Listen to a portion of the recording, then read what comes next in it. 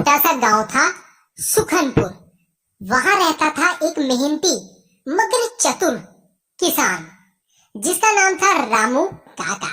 वो सुबह सुबह उठकर खेतों में काम करता, मगर इस साल बारिश न होने के कारण उसकी फसल सूख गई। रामू काका बहुत बोलता है, हाय रे मेरी किस्मत, हाय रे मेरी किस्मत। बीज डाले, खेत जोते, पर पानी ही नहीं। क्या करूं, अब घर चलाना मुश्किल हो गया है। हाय रे मेरी किस्मत, हाय रे मेरी किस्मत।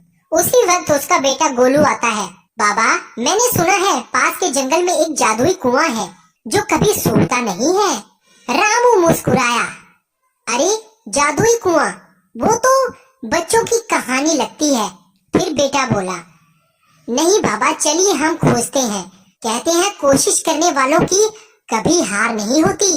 रामू काका मान जाते हैं और अगले ही दिन दोनों जंगल की ओर निकल पड़ते हैं। जंगल की आवाजें, हवा, पक्षियों की पुकार, बहुत ही अच्छा लगता है ये सब सुनते सुनते। तभी वह जंगल बहुत ही गहरा, तभी वो दोनों आपस में बोलते हैं जंगल बहुत ही गहरा था।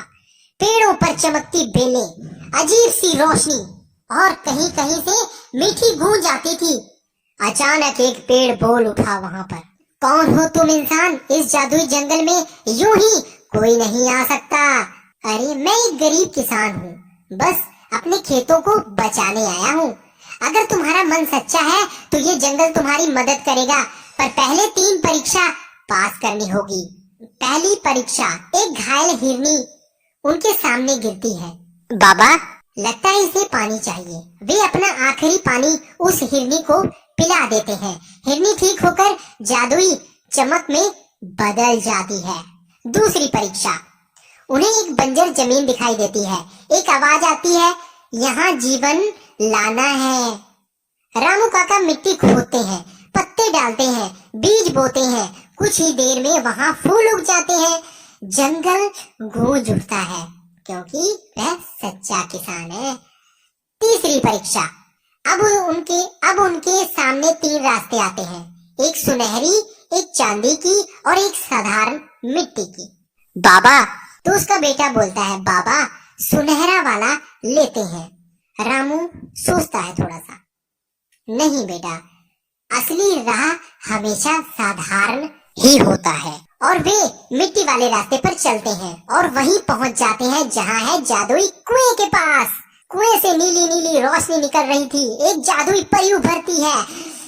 अरे रामू, तुम्हारी सच्चाई, मेहनत और दया से मैं खुश हूँ।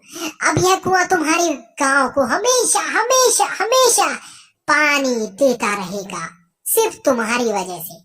वो हाथ घुमाती है, आसमान से बादल उमड़ आते हैं, गांव में बारिश होती है, खेतों में हरियाली फिर से लौट आती है। सुखनपुर फिर से खिल उठा। गोलू और रामू काका अब सबको सिखाने लगे, मेहनत, दया और सच्चाई ही असली जादू है। गांव वाले खुशी मनाते हैं, बच्चे तालियां बजाते हैं और सभी गांव वाले मुस्कुराते हुए त्योहार मनाते हैं। सभी बहुत खुश हो जाते हैं। तो दोस्तों, अंत में बस यही संदेश देना चाहता हूँ, जंगल तो जादुई था, पर असली जादू इंसानों के दिल में होता है। तो दोस्तों, अगर आपको इस कहानी में थोड़ा सा भी कोई भी पार्ट अच्छा लगा हो तो लाइक कर दो और अपना नाम कमेंट में जरूर लिखें। तो हम फिर मिलेंगे एक ऐसी ही दिलचस्प कहानी नई के साथ। तब तक के लिए नमस्कार।